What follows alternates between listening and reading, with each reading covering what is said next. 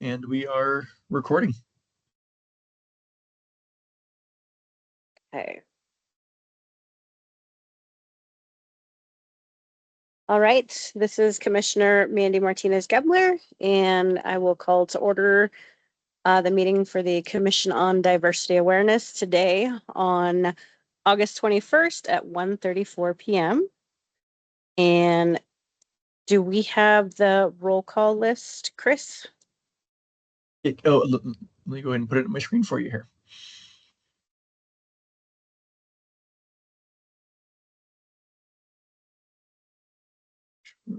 There we go. And there's the agenda for you as well. Okay, perfect. Okay, so we'll start with roll call. Carolyn Kidd is not present. Mandy Gebler, I'm here. Tarang Jane. Here. Marcela Pino. Here. Angelica Sanchez. Present. And Jean Toner. Here. Okay, so it appears that we have enough to have a quorum today. And does somebody want to read the mission statement today? Sure, I'll go ahead. So mission statement, a commission to foster support, respect, awareness, and appreciation of diversity among all citizens of Flagstaff. Thank you, Commissioner Jane. And would anybody like to read the land acknowledgement? I can do that again. Okay, thank you. Sure. The Commission on Diversity Awareness humbly acknowledges the ancestral homelands of this area's indigenous nations and original stewards. These lands, still inhabited by native descendants, border mountains sacred to the indigenous peoples. We honor them, their legacies, their traditions, and their continued contributions. We celebrate their past, present, and future generations who will forever know this place as home. Thank you. Okay, and upcoming opportunities and announcements. Does anyone from the commission have anything that they would like to share here?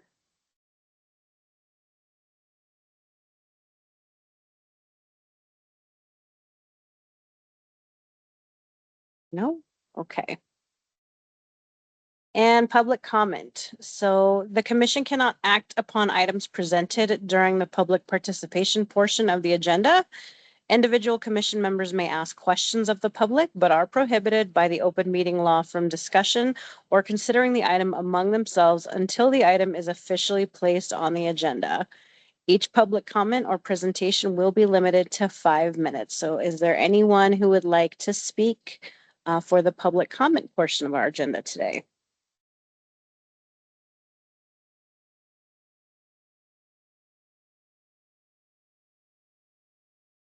And Madam Vice Chair, I have not heard from anybody that wished to give public comment who is outside of our organization or this commission. Okay, thank you. All right, with that, then we will move to the approval of minutes for the meeting on June 26, 2024. So if everybody has had a chance to go over those minutes and decide whether or not they would like to make a motion to approve those. I'll make a motion to approve, Commissioner Pino. Commissioner Sanchez, I second that. Okay. Anyone else? Anyone opposed? All in favor? Aye. Aye. Aye. Aye. Okay, with that, it seems that the minutes for the June 26th meeting will be approved. Okay, so moving on to our action items. So proclamations for Hispanic Heritage Month. Who do we have that is working on that proclamation specifically? Do we have a subgroup that's working on that? Vice Chair, Madam Vice Chair, we sent out a draft of that document, or I sent out a draft of that document last week to the group. And I believe it solicited to see if anybody had any additional comments with it. I did not receive any. I used the same document that we sent last year for this purpose, but updated the language to reflect 2024 and the current mission and statement regarding Hispanic Heritage Month. So if we would like to discuss that, or if there are further comments on it, I'm happy to incorporate those into a final draft. But aside from that, it should be just about ready to go. Okay. Do we want to pull it up and look through it together just to make sure that everybody is satisfied with it? Do that.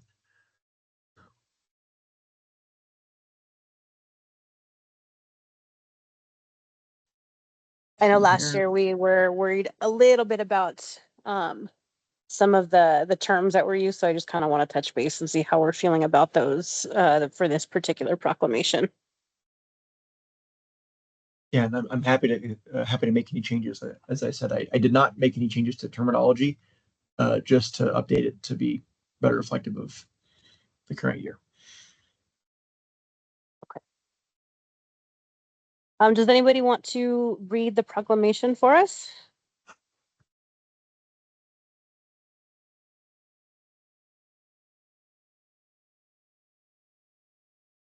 I can read it, Mandy. It's Commissioner Pino. Okay. Okay. Here we go. The City of Flagstaff observes, embraces, respects, and celebrates National Hispanic Heritage Month. Hispanic Heritage Month, also called Mes de Herencia Hispana, is celebrated nationwide from September 15th through October 15th each year to commemorate the history, culture, and contributions of the Hispanic, Latino, and Latinx peoples whose ancestors originated from the Caribbean, Central and South America, Mexico, and Spain. Hispanic Heritage Month began in 1968 as Hispanic Heritage Week, which first introduced by Congressman Georgie Brown in June 1968 under President Lyndon B. Johnson, and was later extended to a 30-day celebration by President Ronald Reagan in 1988. And the City of Flagstaff understands the significance in celebrating the anniversary of independence for Costa Rica and Salvador, Guatemala, Honduras, and Nicaragua, Mexico, and Chile, and to highlight the rich heritage, arts, history, music, and traditions of all 26 plus Latin American nations, paying tribute to all for their contributions to our city, state, and nation.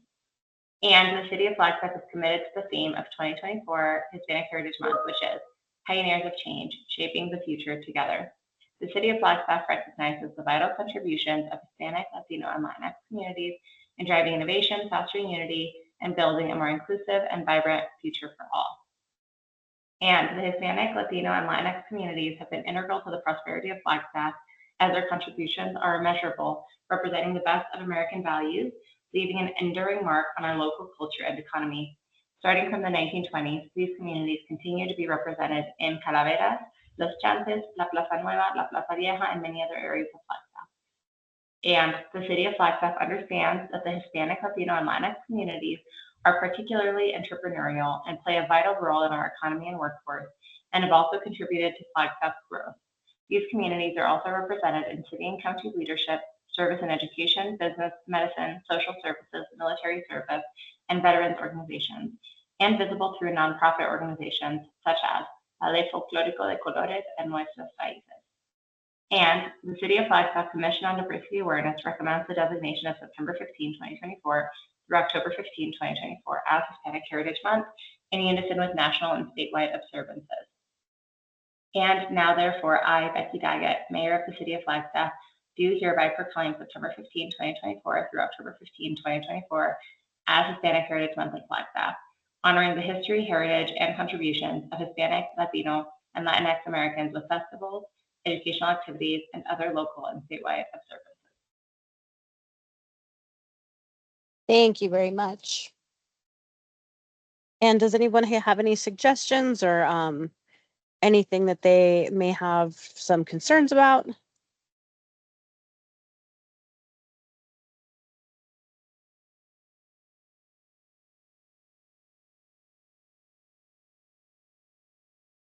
Councilman House, when you're saying that final and, is that in the sentence after it begins with now or before that?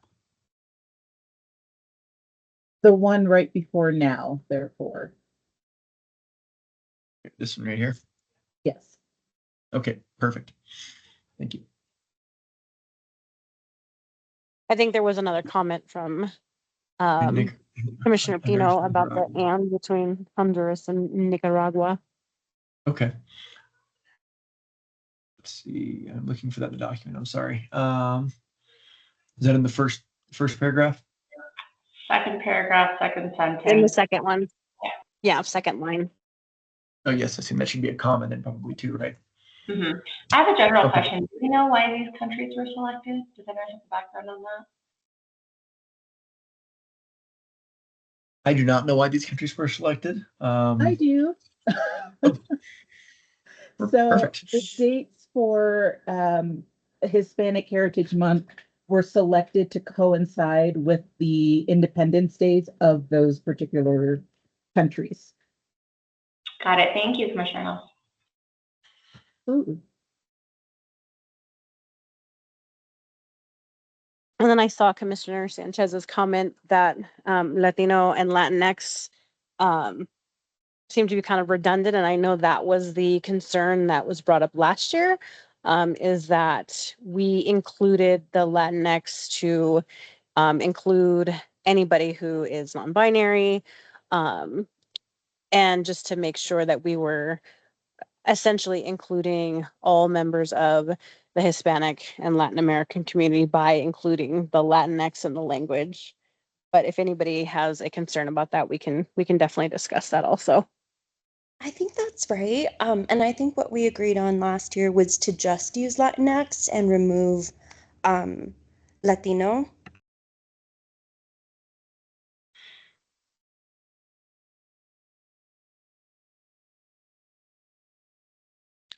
Did we come to any kind of conclusion? I think also we were talking about Latin.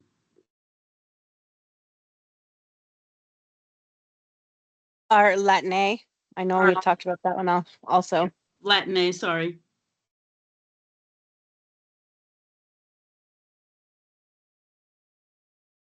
How do we feel? Do we want to keep both? Do we want to opt for one over the other?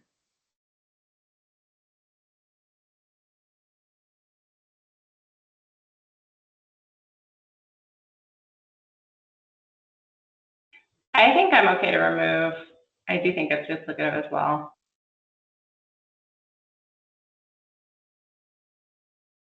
So are we voting to just go with the Latinx?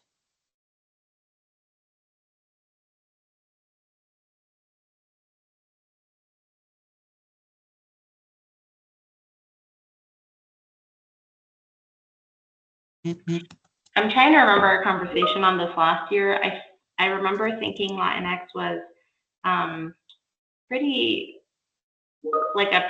education-oriented term versus maybe a broader term that is used more widely, which is why I think maybe Latino might make more sense. But I'm not sure. I don't know. I wish I had the notes from last year to remember what that conversation was. Does anyone else have opinions on that?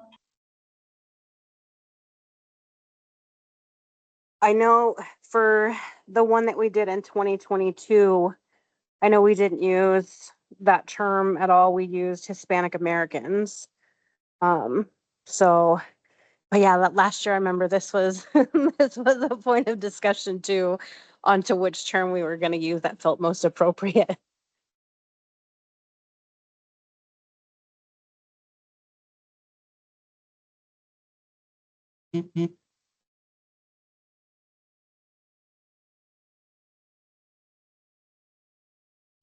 Do we feel like Latinx is pretty all encompassing?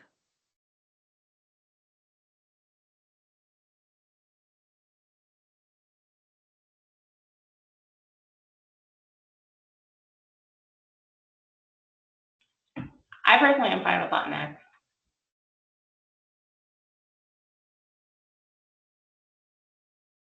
I feel like I feel the same. I think Angie has her hand up. Is that who has? Somebody has their hand up. That's me, Councilmember House. Okay. Oh, go ahead. Thank you, Vice Chair. I just wanted to throw out that I know it's a very complicated conversation around the terminologies.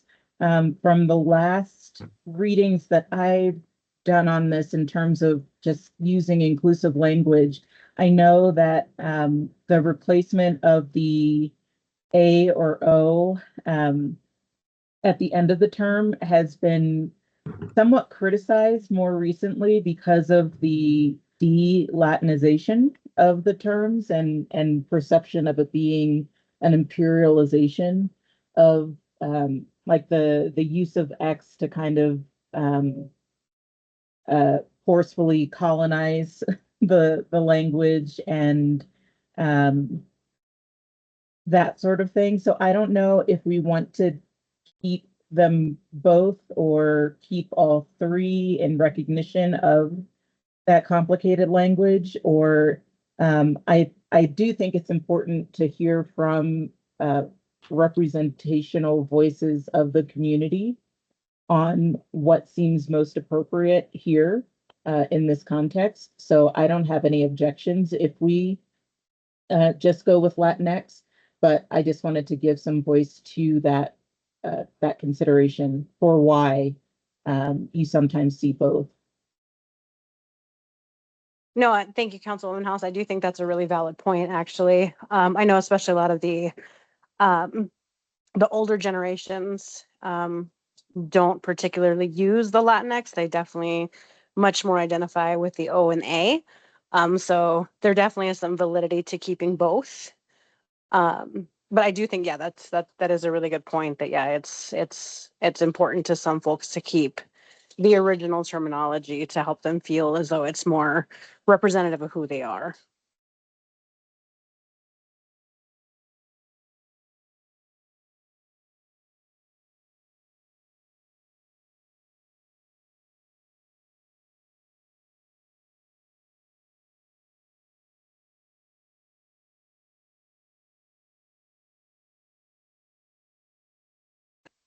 Does anybody else have any thoughts on that?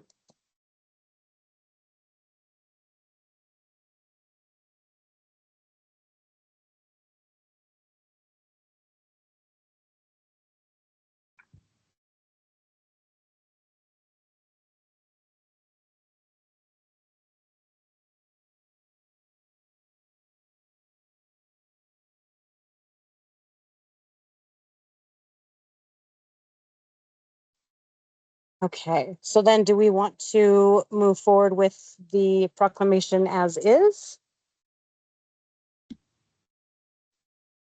I see Commissioner Jean has added some edits in there as well, some minor ones it looks like.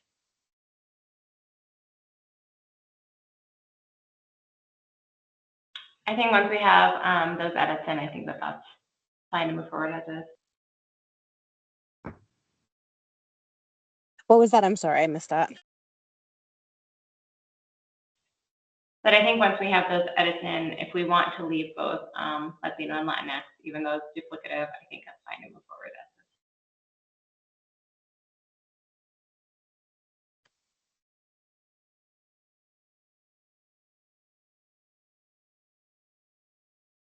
Anyone else?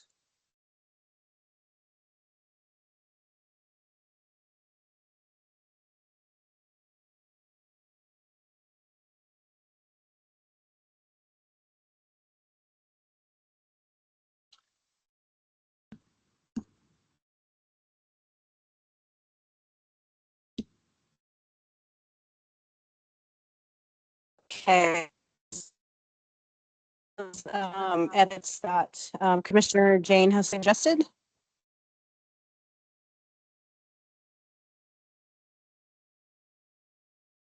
Madam Vice Chair, just to be clear, we're not making a change to Latino and Latinx. Is that the instruction I have, or I guess lack of instruction to make a change? Is that the correct way to interpret that conversation?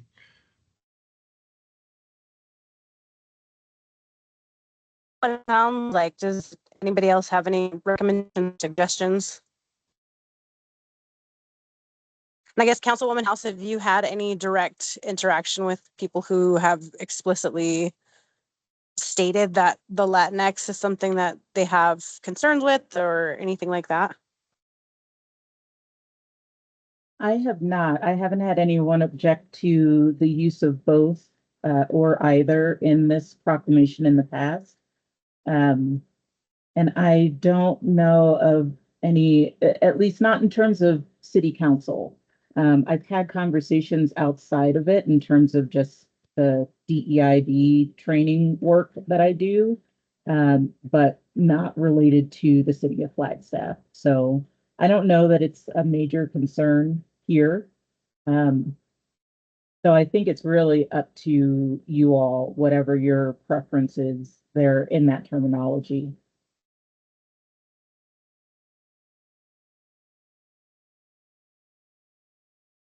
Well, okay, then if we think it's duplicative, do we want to go ahead then and just opt for the Latinx and just so that way it is inclusive? It does cover everybody, including our non-binary Hispanic folks, and to make sure that it's more inclusive, I would say, than just Latino.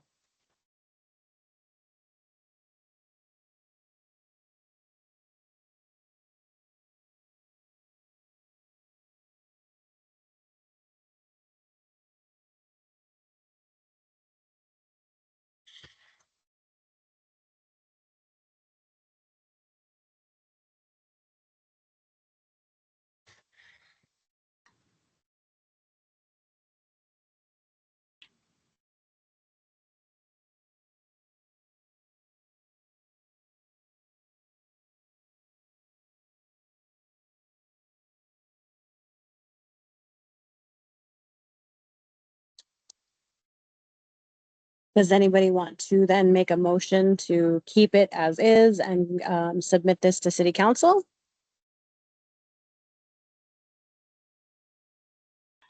Actually, Commissioner Jane, would you mind articulating more of your thoughts on why we should keep all three?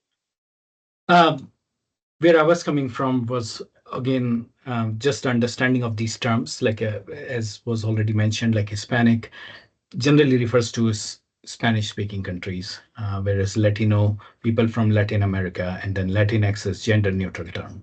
So technically, like, yeah, you're getting to different demographics with the use of three words. Not everybody in Latinx identifies with other things, but at least this is all inclusive. So that's why I thought, like, yeah, like using all these three terms will be a little bit more inclusive than just excluding terms. Okay, that's a helpful take. Thanks for articulating that. Thanks.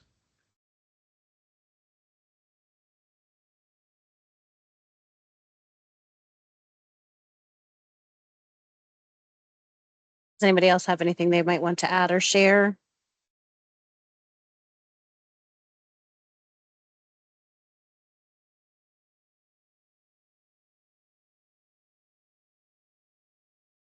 Just for clarification, when somebody makes a motion, is that going to be inclusive of the edits that were suggested by TJ?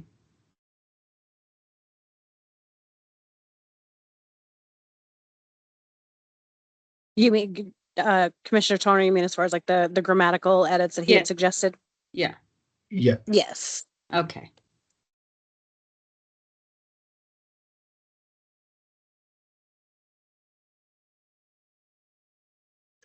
I'll say I don't recall a second to that motion, so it's not apparent to me, at least as the staff liaison, that there is a motion in front of us yet.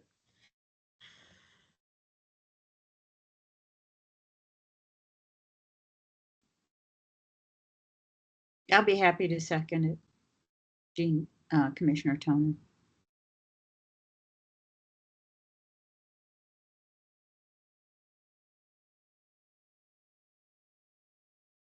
Anyone else?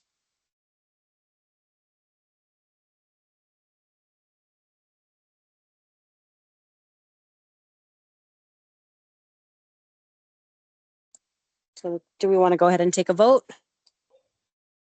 All those for? Aye. Aye. Aye. Any against? Okay, with that, then the motion is passed to submit this proclamation to City Council. Thank you very much. And can I, just to remember, who was the one that made the motion for this? I was Commissioner Gebler.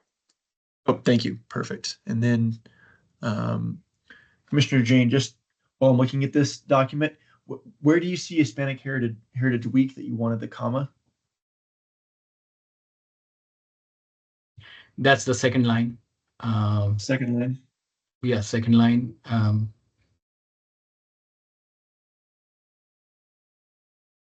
Oh, here, perhaps after a month instead of week. Is that what you're referring to? It's in that paragraph. It's like the third line up from the bottom where it says began in 1968 as Hispanic Heritage Week. Then which? Yeah. Right. See, okay. Then significance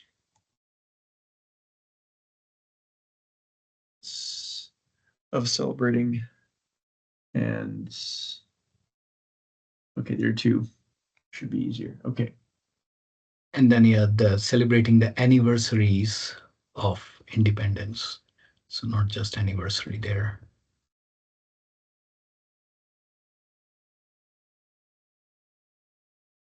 It is indeed plural. And then fifth paragraph, third line, that was like services in education, business, medicine. So, Line the right paragraph. 1, 2, 3, 1, 4. Let's see. fifth paragraph, third line, yeah, services in. That's it. Yep. There we are. Okay, thank you so much. I will save this document and we'll send this to our chief of staff so that it can be read next month by the city council before the beginning of Hispanic Heritage Month. Thank you, Chris.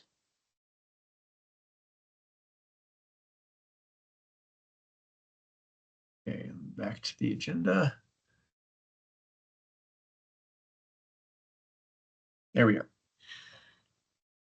Okay.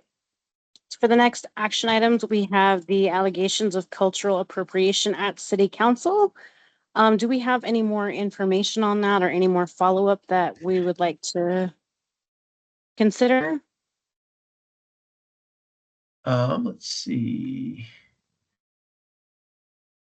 Madam Vice Chair, members of the commission, I can report just very briefly on this item that after we met 2 months ago and asked for this to be sent to Councilwoman Sweet, I sent her a copy of it. And as far as my understanding of this goes, she has chosen not to respond to it. So I have received no further action on this item, and I have nothing more to report aside from the fact that unless there are further changes that the commission would like to see with this, it should be in a condition where it is ready to be approved and sent out as well. Are there any commission members who have anything they'd like to add or share?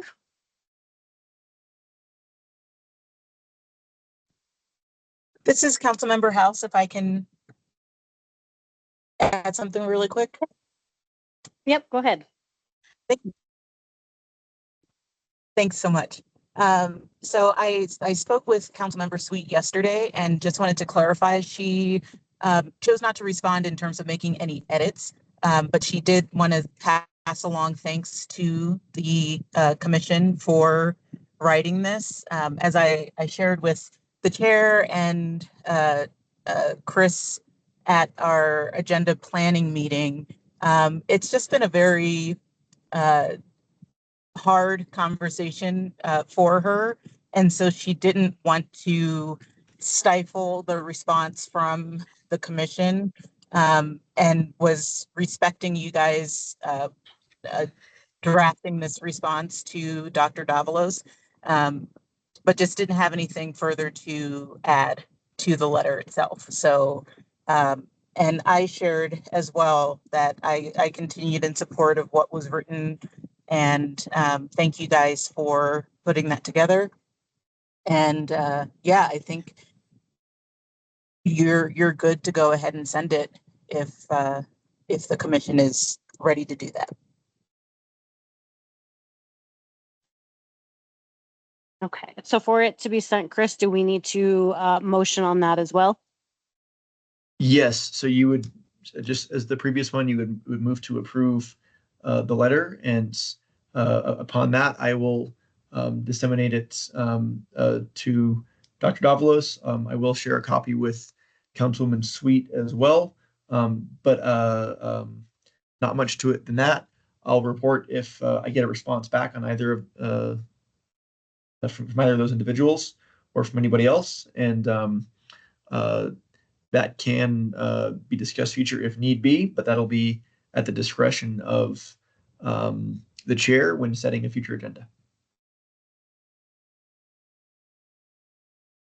Would we like to wait for Commissioner Kidd to return to decide on that, or did we want to go ahead and make a motion to approve the letter?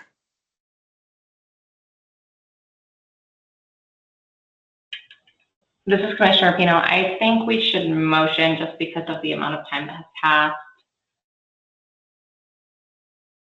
I agree. It has been, yeah, it has been a couple months. So does somebody want to submit an official motion for approval?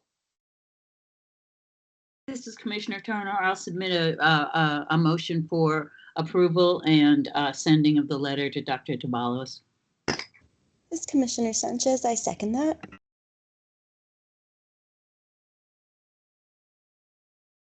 Okay, all in favor? Aye. Aye. Aye. Any against? Okay. And then with that, we will approve for the letter to be finished and sent off to Dr. Davalos.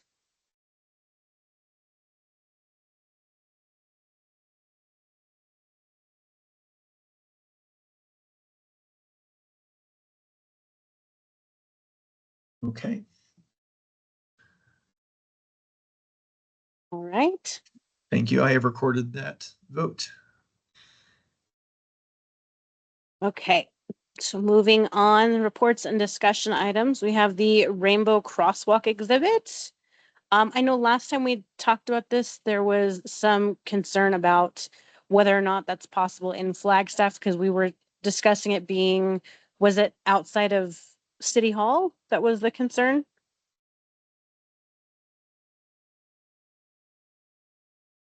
I think that we got a memo from the city engineering department that quoted the MUD or the regulations that are federal and have been updated, and still with the update that is 2024 have not made a ruling of any sort on this specific idea of rainbow walkways. They only approve, I think, cobblestone and a deep ochre yellow or something like that. But anyway, it wasn't going to be in front of City Hall as far as I know. I think that. Oh, it was. I'm sorry? It was going to be downtown, right? I think they said it could be somewhere else other than downtown, but the specific rules for downtown wouldn't accommodate a rainbow crosswalk. I think that was it. Is that right? Well, I think that these are just kind of general for any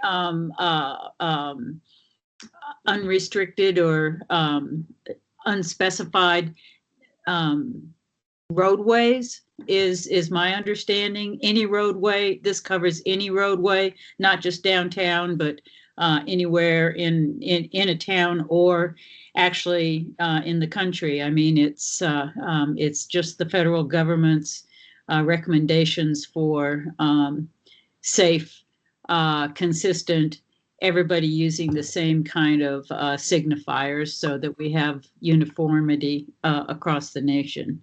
So, but what cities have done across the nation is this is not mandatory. And so a number of cities, many cities actually across the nation have had rulings and made rulings specific to their town, such as Phoenix, Tucson, Tempe, I think Glendale. There's several in Arizona that have approved rainbow walkways. And it's been done through my understanding, this could be wrong, my understanding is that the city government has directed that or approved that for approval then with engineering departments. So that's my understanding of the whole thing. And this project was brought to us by Northern Arizona Pride, Inc. And of course, in June, the last time we talked about this was right in the middle of Pride Month, so they were pretty busy. So that's my recollection of and as far as current status, I don't know that there is a current status, so that's my understanding. Thank you very much, Commissioner Toner. I appreciate that. It looks like Chris has his hand raised and put up the memo. Looks like that was received regarding the rainbow walkways. Chris, did you want to share some about that? Yes, thank you. I wanted to report that on this item, I had a conversation about 2 months ago now, because I was expecting this to be on the agenda last month, with our city traffic engineer, Jeff Bauman, who understood a bit of the history behind this. And he provided some background that's pretty consistent with what Commissioner Toner just shared. But it was a little more specific to our city and how it's functioning here in Flagstaff. So essentially what he said is that they received this request a couple years ago and worked with the city attorney's office to review the MUTCD, which is the Manual on Uniform Traffic Control Devices. That is a document that's produced by the federal government. It's updated every so often, and the city adopts it less often than it is actually approved and published. So we have a rotating schedule. I don't want to speak incorrectly, so I don't know exactly how long it goes between when we adopt new versions of it, but we don't adopt it every year or anything like that. And their interpretation was under the version that we have adopted, that these types of installations would not be compliant. He did acknowledge that some municipalities have gone forward with these types of projects, but essentially between his office and the city attorney's office, they determined that under our current version of the MUTCD, that they were not willing to take on the liability of a non-standard, and he used the words here, potentially less safe than a high visibility white crosswalk. Talked about some other things about it. They said essentially that if you're willing to go off of a street, there's no distinction between downtown and the rest of town, but it's about being in a street and a vehicle right of way, then you're okay. So if you wanted to do it in a parking lot or in a park, a sidewalk, anywhere else that's not where traffic moves, that they would have no issue with that. But at least for the time being, so that's where they're at on this topic under our current version of the MUTCD. And in their decision or in their assessment that it would not be legal and they did not want to take on the liability, this is the specific document he shared with me. I believe I included this in our agenda packet as well as several others that he shared. But this is a memo from the Federal High Administration, about 11 years old, discussing the matters as well that they used in their assessment. So that's the background I can give on this and the conversation I had based on the interest in this topic a few months ago. Thank you.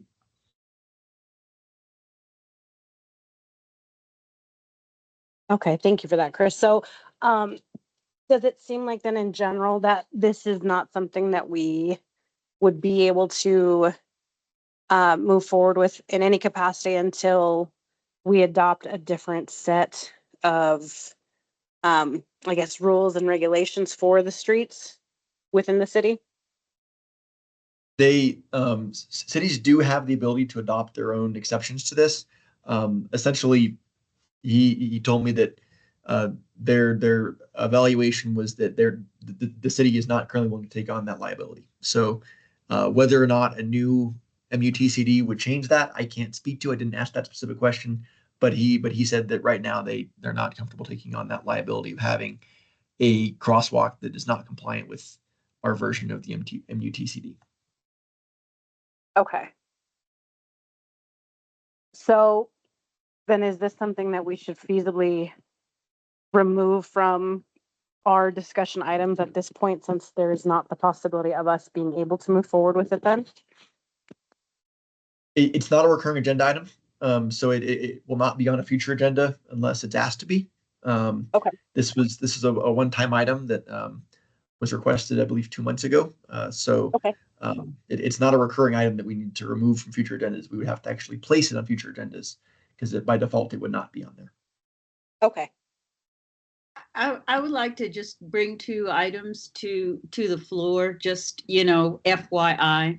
I think that one of the concerns that I certainly heard in the community, there were 2 episodes of not necessarily specific crosswalks, but open street art. One was downtown in front of Charlie's where they had the, I think it was the downtown, I don't think it was downtown business. I think it was the Chamber of Commerce did a in-street mural. It was not within the specific delineation of the crosswalks. It was in the middle of the street, but it was still where traffic flowed, and that was approved. And then Fala had, it was a temporary painting of the streets in front of Fala, and that was approved also. And that was approved, I think, maybe the month before Pride. So, and it might have even been in the same month as Pride. And so that was one of the concerns too, which is an inconsistency in what the street engineering department approved, and apparently legal also. So that's just something that I would like to be reflected in the minutes, that there was concern that other organizations have actually painted roadways, and it just seems to be an inconsistency when that is cited as when a crosswalk, a rainbow crosswalk, is cited as a concern for liability, but other paintings on the street have happened. So just for the record.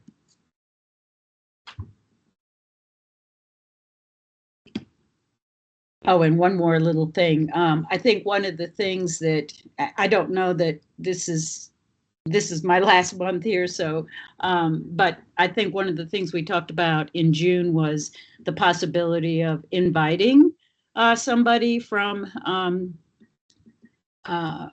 engineering to see if there's any avenues of exploration. Possibly that shouldn't be from engineering. Maybe we should actually direct this to City Council. I think City Council is the ones that have the ability to waive a particular recommended standard. So anyway, just for the record, thank you. Thank you, Commissioner Toner. And I'll note that I did invite our traffic engineer, and he declined the invitation, but asked me to share some of that history on his behalf. So.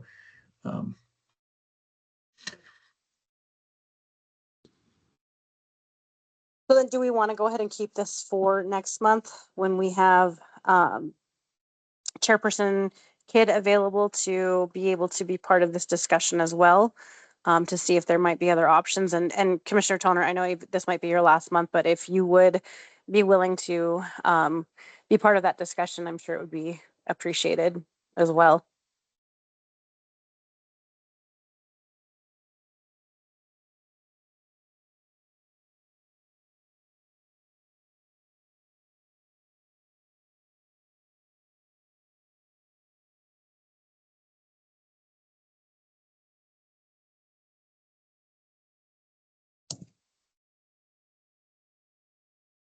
So This is Chris, Council- oh, sorry, go ahead. I was just gonna, this is Councilmember House. I just had a recommendation to maybe do exactly what you just suggested, Vice Chair, which was to table this to next month when the chair can be here, and then maybe at that time have a discussion about forwarding a recommendation for council to consider this. Because I do think that there may be additional levels of consideration that we can take up that might not be able to come directly from the commission. Like, I think at this point, what's being advised is that the commission can't necessarily recommend this, but it could be something that was presented as a request for council to consider. And someone on council could take it up as something that they wanted to have researched further and explained, either in a private conversation with that council person or in whatever form of meeting that might be, and to take some more time to look at what other cities have done. I know, for example, with Tucson, I believe when they were denied the ability to do it in a public right of way because of the federal mandates, they actually partnered with a private business who owned the that part of the roadway where they did theirs. If I'm remembering correctly, there was one that went about it that way. I'm thinking that it was Tucson, but it might not be. But we can look at what those sorts of conversations have been and look at potentially making recommendations to Flagstaff or Northern Arizona Pride on who they could partner with, if not directly the city.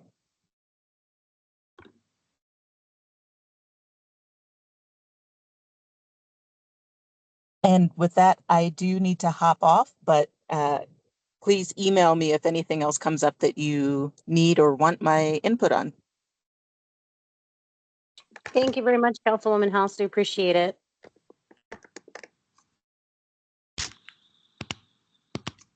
So yeah, I agree. I think we should wait until Chairperson Kidd is available to be part of this discussion and for us to be able to kind of look into more of what options we can do. Does anybody else have any suggestions or anything like that? I agree with that, Commissioner Kevlar.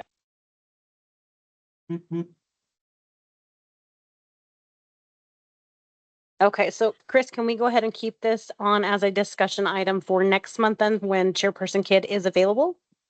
Yes, we can. I will add this again next month. I would like to just ask a clarifying question if I can. And that is, what specific information is the commission seeking next month that I can try to gather that was not presented today? That way I can do any research and make sure that all the proper conversations and documents are put together before next month. From what it sounds like, I think we would like to see if City Council does have any avenues for us to be able to potentially look into. And like Commissioner Toner mentioned, maybe seeing who we might be able to possibly invite to one of our meetings to see just kind of, I guess, what avenues we would have to take, and if we do have any other options to look into this as a possibility for the city. So you're looking to see if City Council has the authority to approve something outside of the MUTCD, and to see if it's possible to partner with a private organization as well. Is that correct? Correct, because yeah, like Commissioner Toner Okay. said, it's been done elsewhere with private organizations. So if that's possible, we would like to see that if we have those available to us as a possibility. Okay. I will look into that for next month, and it'll be on next month's agenda.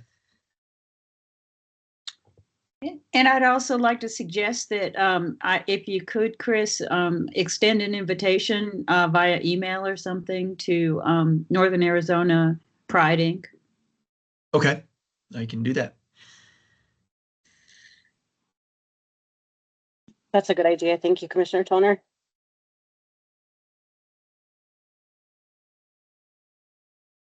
And just to be clear, you're still interested in a sidewalk with paint on asphalt of a moving lane of traffic. Is that right? As opposed to something on the side of a building or in a park or a sidewalk. No, it would definitely be the sidewalk. And also, I think that one of the documents we have is the actual language that was used by the city of Phoenix in the actual language that they used for the waiver of this, this, I don't know that it's, whatever, the uniform directions from the federal government.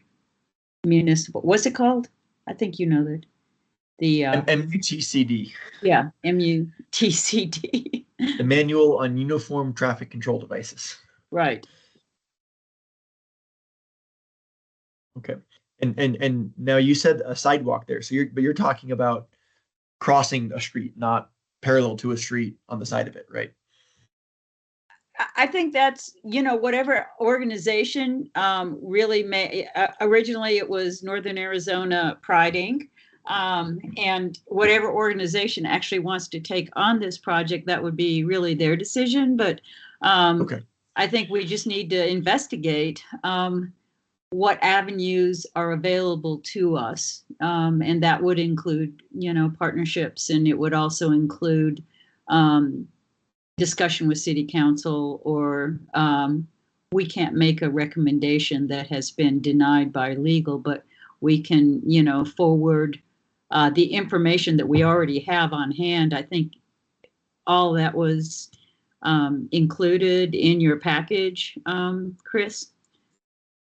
But we do have some information on what the language that I know that the city of Phoenix has used. I know we have that language. Yes, we do. And my question was just to clarify, because the city traffic engineer, was very clear with me that there's a big difference between crossing a street, putting on asphalt across lanes of moving traffic, than anywhere else, where if it's a sidewalk that doesn't cross the street, or if it's a park space or the side of a building, those are all very different and not covered by the same document, as opposed to crossing the street, which I think the word traffic is really the key word there. So Right. he said so just want to make sure that we're still talking about a crosswalk as opposed to a sidewalk, or So I think a park, a sidewalk in a park or something like that. Right. And I think it also, like I said earlier, needs to be noted that this has already been done a couple of times with other organizations, FALA being one, and Chamber of Commerce being another. Chamber of Commerce. And just to clarify, because you mentioned that earlier, what is the installation you're referring to with the Chamber of Commerce one? The one that was in the center of the crosswalks. It wasn't in the crosswalks itself. It was. Oh, you're talking about it at Aspen and LaRue? Yep. Okay, I know what you're referring to. Excellent.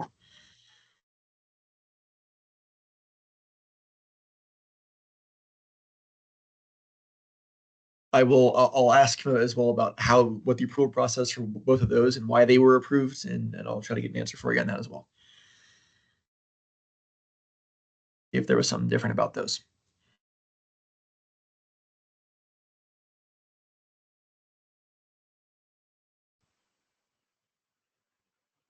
Is there anything else that anybody wants to add for Chris to be able to invite or find out for us before the next commission meeting?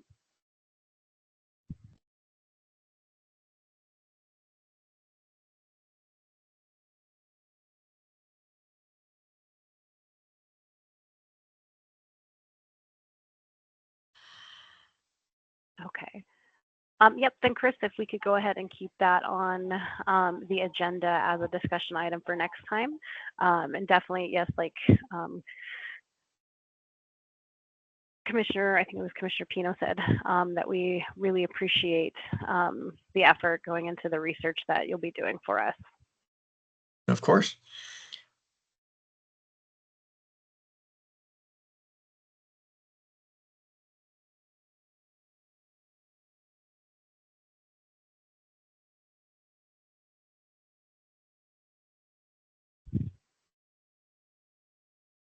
Okay, so let's see the next agenda item here. Sorry, I closed that for you. No, that's okay. Okay, and our anti-camping ordinance discussion, it looks like, is next on the list. Does anybody have anything that they would like to share or discuss about this particular topic? I see Commissioner Pino has her hand up. Madam Vice Chair, is it okay if I present a short background on this before discussion begins? Oh, sure, absolutely. Yeah, and happy to entertain the full discussion that I'm sure will happen after this. But this is a specific area of judiciary law that I've been keeping a very close tab on for many years. So I sent an email to all of you on Friday, June 28th, which I believe was the day after that we received the court case, the ruling from the United States Supreme Court in Johnson versus Grants Pass, which is a case that's been moving through the court system for 6 years, dealing with whether cities can criminalize sleeping outdoors in city-owned public spaces. Before this ruling, there was a ruling from the Ninth Circuit of Appeals in a case from Boise, Idaho, that said that cities cannot criminalize that conduct because it's, as they refer to, a quote, unavoidable consequence of being homeless. So essentially, they said that if you don't have a home, you still have to sleep somewhere as a part of being a human being. So cities could not criminalize things like sitting, lying, or sleeping in the streets when there were not enough shelter beds available. That particular provision became very difficult to interpret because any police officer at any given time couldn't really know what the state was of their shelters that particular night. And this ruling has been kind of the law of the land for the Western United States. So the entire Ninth Circuit, which is Alaska, Arizona, California, Hawaii, Idaho, Montana, Nevada, Oregon, and Washington, since that time. But it's overruled by the Grants Pass ruling. I'll also just note that I've been dealing with this particular issue for quite some time because in 2018, I was working as a management fellow in the city manager's office of Klamath Falls, Oregon, which is just down the road from Grants Pass, and was dealing with some of the same topic in its own ways. So now that this ruling from the Supreme Court has come down, I can say that barring a new law in Congress, we're unlikely to see any changes to the federal rules here because it would take another Supreme Court case to do it unless there is a law passed through Congress and signed by the United States president. In the meantime, that means that a section of our local city code that's been unenforceable is now in effect. And that is City Code 6-01-001-0022, titled Camping on Public Property Within City Limits. This makes it a Class 3 misdemeanor to camp on public property within the city of Flagstaff, and it specifically defines camping as sleeping activities or making preparations to sleep, storing personal belongings, making a fire other than a fire or barbecue pit. And I'll note that is that specific line is one that the city's been very concerned about, specifically in the summers due to our wildlife danger here. And then the other two after that were using any tent, shelter, vehicle, or other structure for sleeping, or cooking other than a fire and a barbecue pit provided by the city. So that would include using a little propane stove or something like that. I'll note that there is a provision of our ordinance as well that explicitly states that the city cannot arrest a person under this ordinance unless they're given a warning first. So and that would be every single day. So essentially, a police officer would have to tell a person, "Hey, you can't do this. Leave and then come back later if they continue to violate it, or if they're cooking or have a fire if they refuse to put it out." But if that's the case, at that point they would be able to make an arrest. You may have seen that shortly after this ruling came down, some new signs went up around downtown that speak to this. I can't say much more than that. I have not heard anything about how it's actually being enforced, or I don't need data for you on that. But I wanted to give you that bit of background before we get into a conversation, just so that we have a bit of structure and we know what it means and what it means for our local community specifically. Thank you.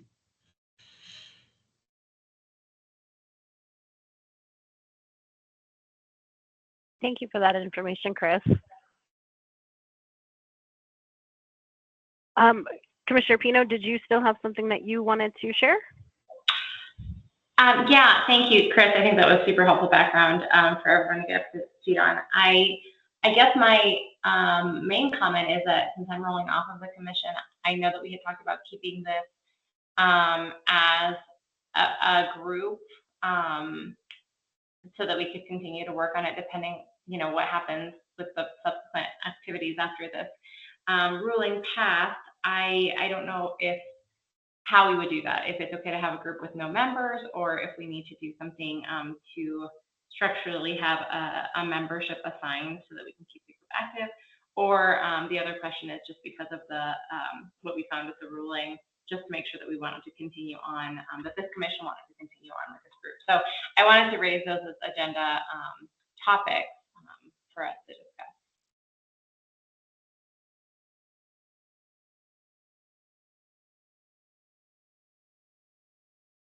Are you saying like we should decide how we kind of approach the topic continuing forward?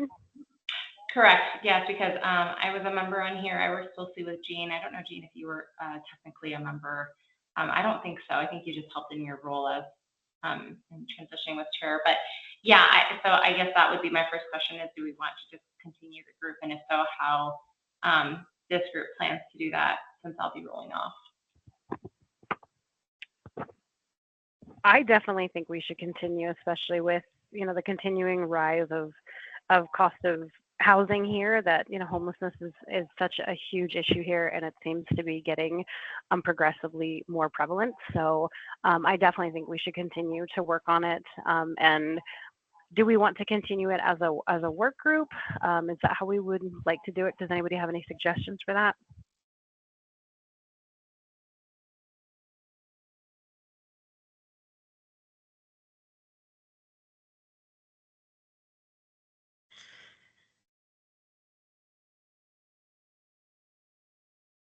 Vice Chair, one of my thoughts is since both Commissioner Pino and myself will be rolling off, and we're going to have 3 new members, maybe another tabling and bringing it up with the new commission.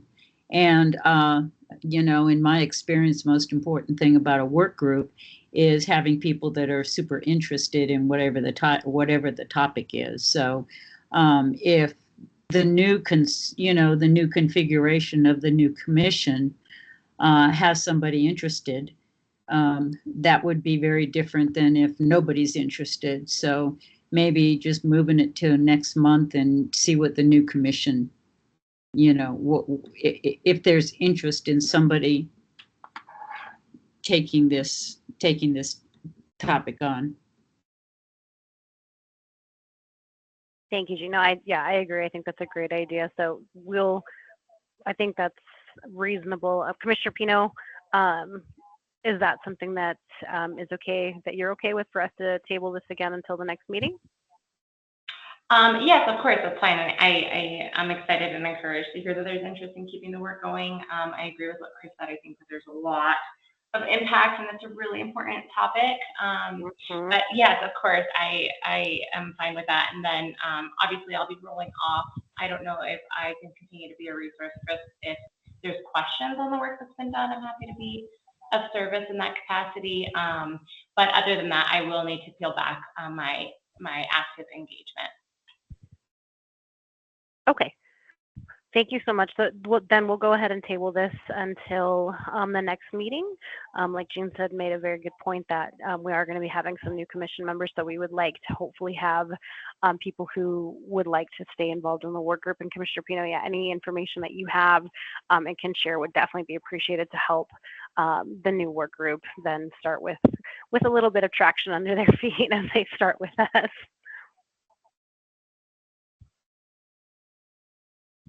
Perfect. Thanks, everyone.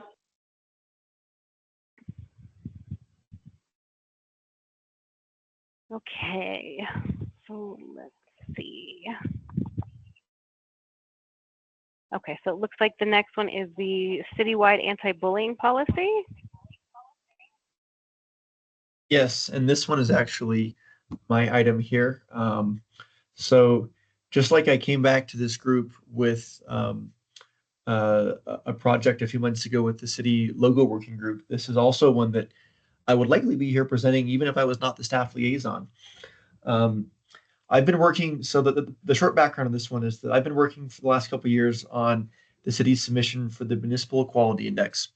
And one item that we've been looking at over the last year, trying to gain points on that we've not gotten points on previously, is requiring all of the city's programs and services that face city youth, and requiring that those programs have an anti-bullying policy that prohibits bullying for the youth that participate, specifically on the basis of gender identity and sexual orientation. That's a pretty easy task to accomplish. We could just have the city manager issue a mandate to every division of the city and say, make sure that this is included in your standard operating procedures. But as we thought about this more and more, we try to look at these kinds of items through a lens of not just how can we get points for this item, but how can we have a positive impact on our community. And I've had some conversations with our human resources team, with our Parks and Recreation department, and with our library, and with sustainability actually as well, which are the three divisions that host most of our outward-facing programs. And we decided that that's actually more narrow than we want to go. We want to go more broad than this. We want a consistent citywide policy that will prohibit bullying and harassment through all city programs, not just youth programs, but adult programs as well, because adults deserve to be safe when they engage in city programs, and children and kids are not the only ones that receive harassment, even on these bases. So that was the first idea that was pitched to me back at probably November or so of last year, and I thought that's a really good idea. Let's go forward with that. And after more and more conversations, most of the folks I've talked to here have kind of come to the same point where they agree that's the right step forward. They like it. They want consistency because they say, oh, well, we have this rule, but it's old at this point. None of the people that were even at the city wrote it, and enforcement is difficult. Sometimes there's not really a stipulation of what happens if it's broken. So that's kind of where we've hit a hiccup. We know it probably shouldn't be an HR policy because that would pertain to city employees behaving in their professional capacities. But we want this to be externally facing. We want it to protect citizens and community members that use city services and programs. So the question I have for CODA today, I guess, is do you have any broad ideas on how a citywide policy like this could be implemented such that it has objective rules that apply equally to all programs, and recommended enforcement actions so that it has the same teeth in the library as it does in our youth basketball league, as it does in our nighttime star walks in the parks, so that we know that if this violation happens. This is, you know, if X happens, Y is the consequence in the way that we enforce it.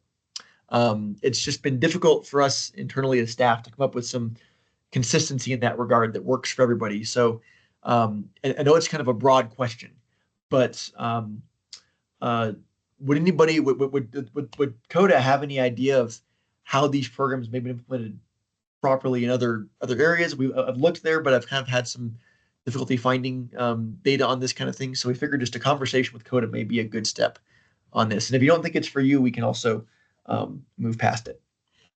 That's what I have. Thank you.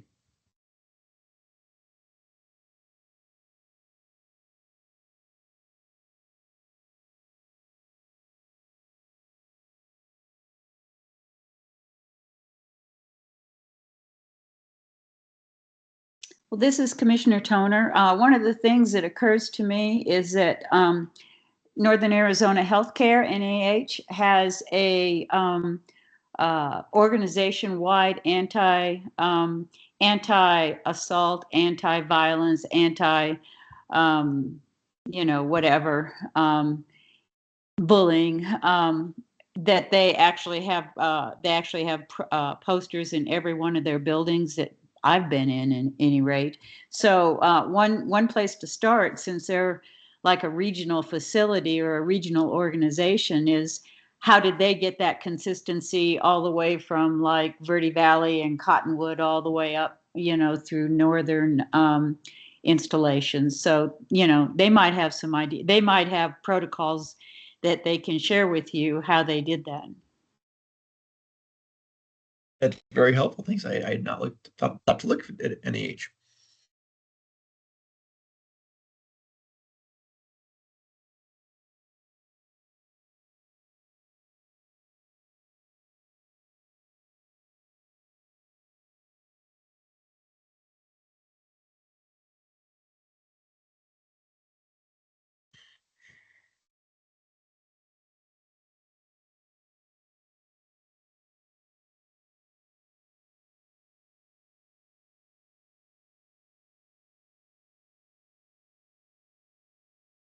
Has anybody else ever dealt with this kind of thing before, or looked at how anti-bullying and anti-harassment type things can be implemented in a way that doesn't bar people from using community services and public programs, but I don't know, allows people to feel safe from that level of harassment before? I think that's kind of the main question is, what would be some good objective metrics or steps of what happens when the policy is broken?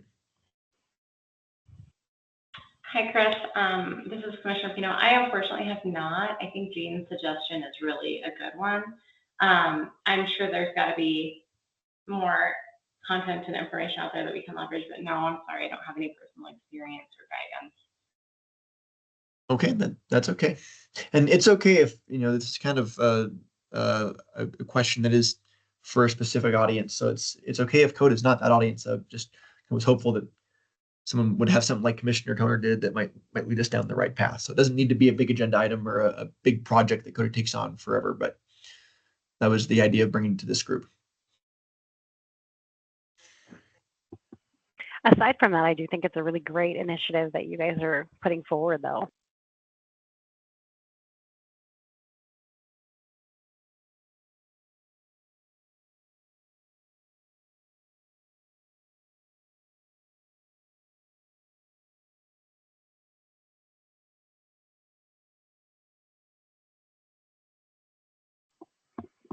Does anybody have anything else they might want to add?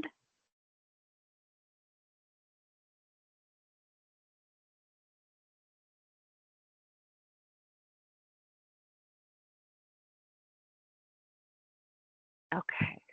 Well, thank you so much for sharing that with us, Chris. I do. Like I said, I think that's a really great initiative that you all are working on. I think that's going to be really important for people here in Flagstaff.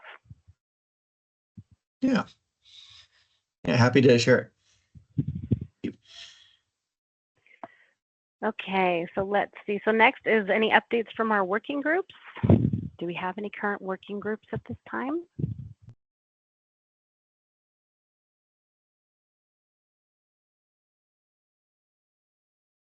it looks like Commissioner Sanchez said she set up an addressing harm workshop for her organization and said she will forward it to you if it's helpful.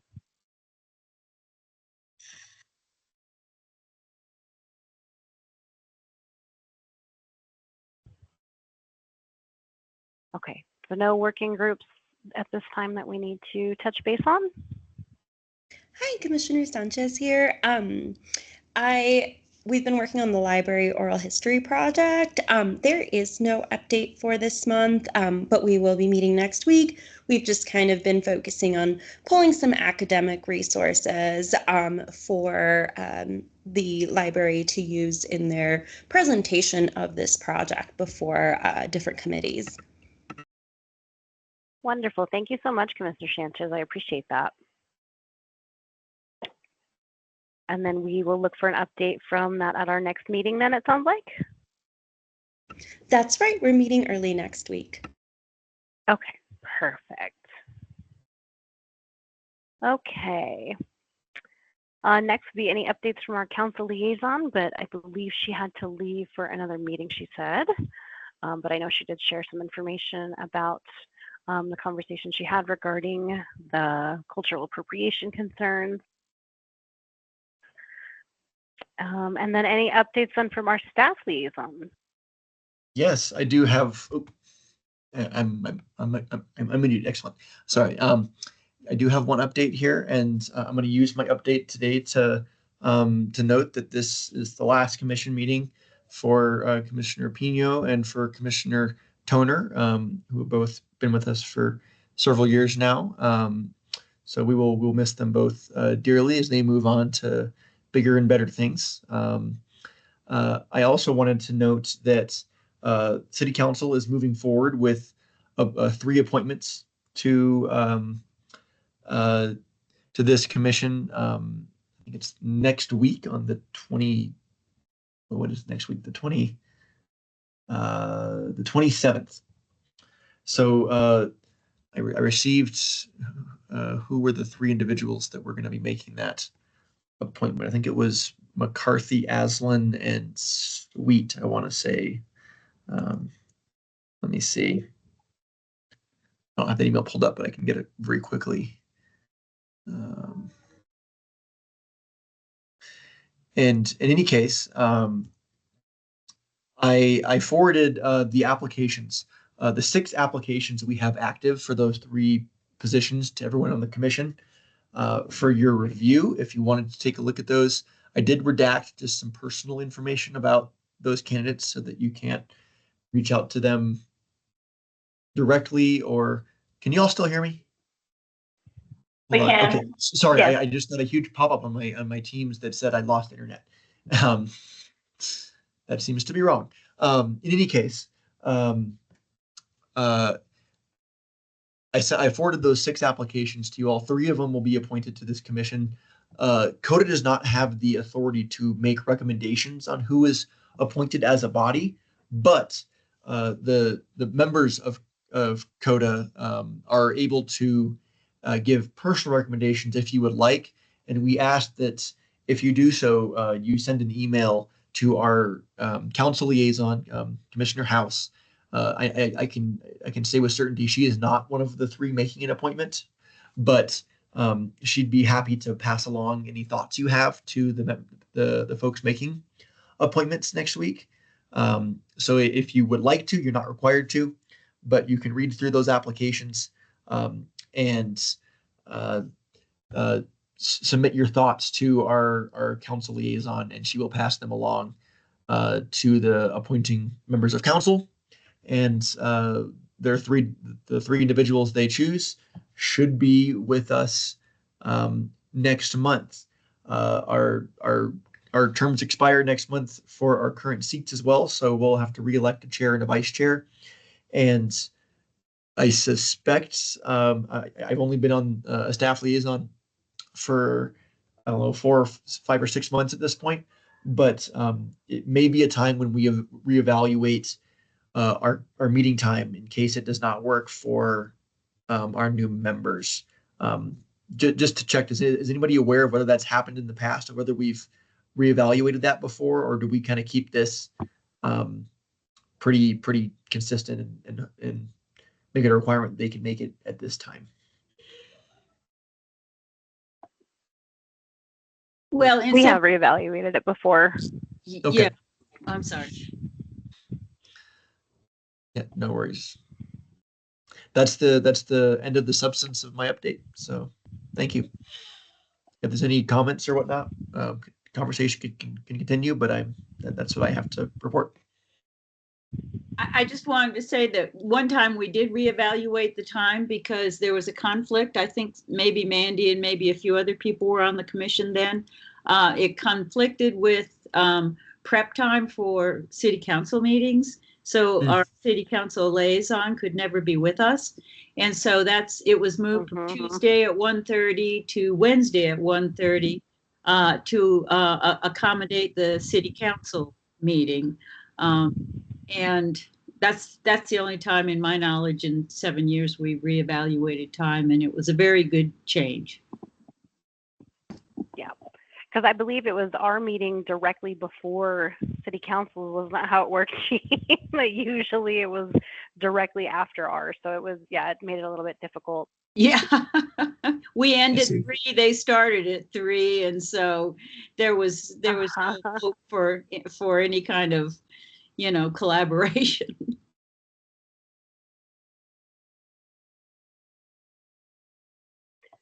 Well, both Commissioner Toner and Commissioner Pino, I know everybody wants to thank you so much for being a part of the commission and all the work and commitment that you've put in with us.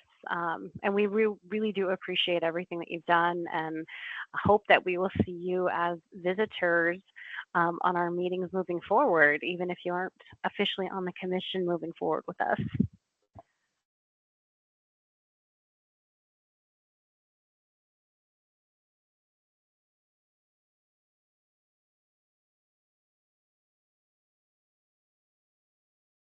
All right. Does anybody have anything else that they would like to add? It looks like we've reached the end of our agenda for the day.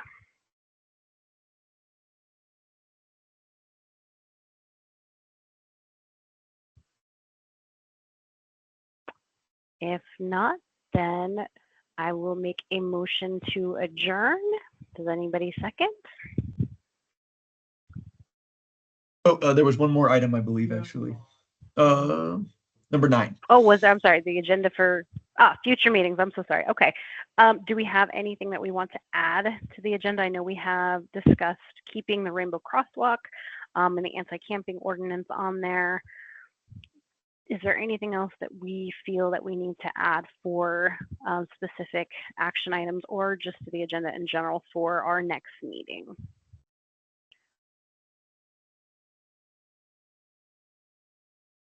And it also looks like that next meeting is going to be September 18th at 1:30. Does that time and day work for everybody?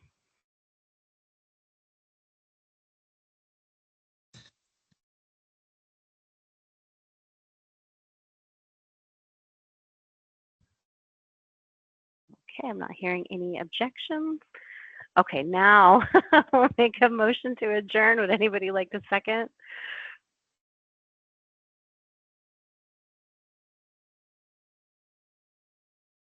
Second.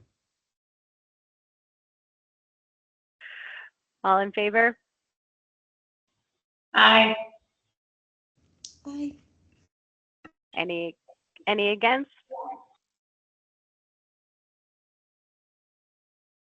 All right, with that, we will adjourn the meeting for Commission on Diversity Awareness today, August 21st at 2:58 p.m. Thank you all so much for letting me chair the meeting today, and everybody have a wonderful rest of your day. Everybody too. Thank you so much. Thank you so much. Mandy did great. Bye. Thank you.